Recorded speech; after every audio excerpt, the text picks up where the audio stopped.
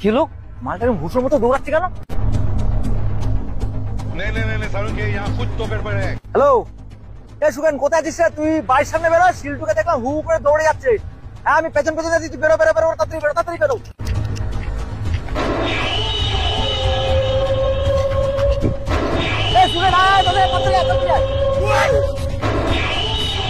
আরে শোনো, কি হয়েছে কি খুলে বলো।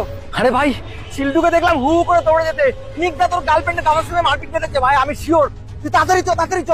তাহলে তুমি দাঁড়িয়ে কি দেখছো, তাড়াতাড়ি চলো।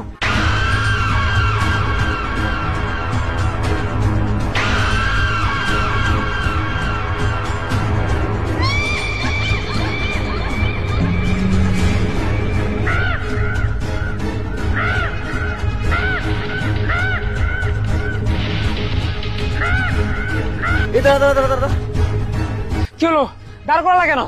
আরে ও তো রিতমদের বাড়ি ওদিকে যাচ্ছে। তাহলে আমি রিতমকে একটা ফোন করিনি, না দলে একটা লোক মারবে। আরে তাড়াতাড়ি করো না তো ঝামেলা বেড়ে যাবে এরপরে। আরে দাঁড়া, ফোন লাগিয়েছি তো, ফোন বললে কি চলে যায় নাকি? ধরেতে হ্যালো, এ রিতম তুই কোথায় আছিস রে? আরে তুই তাড়াতাড়ি বেরো, তোর বাড়ির সামনে দিন না শিল্পু দৌড়ে দৌড়ে যাচ্ছে। নিজ্ঞা তোর দাদার গার্লফ্রেন্ড, ওই গার্লফ্রেন্ডের দাদার সঙ্গে ঝামেলা হয়েছে ভাই। বেরো, আমরা দুজন পেছন পেছন আসছি, তাড়াতাড়ি বেরো তাড়াতাড়ি বেরো।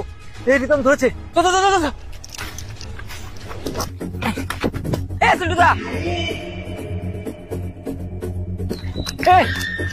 এতক্ষণ লাগে বেরোতে, দেখেছি কোন দিকে গেছো?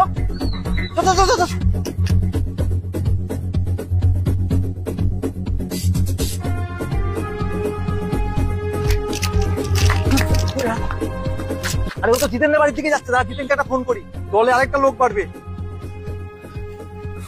হ্যালো জিতেন, তুই তাড়াতাড়ি বাড়ির সামনে বেরো, দেখ শিল্পু দৌড়ে দৌড়ে যাচ্ছে। কি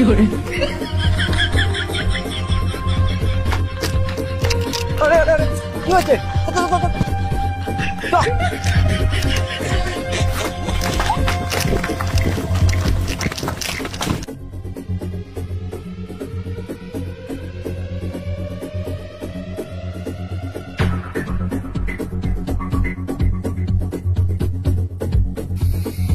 কি করে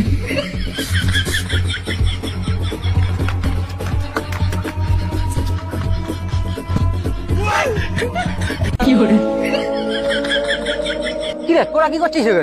আগে তুই বল, তুই এরকম হুসের মতো রাস্তা দিয়ে দৌড়াচ্ছিস কেন?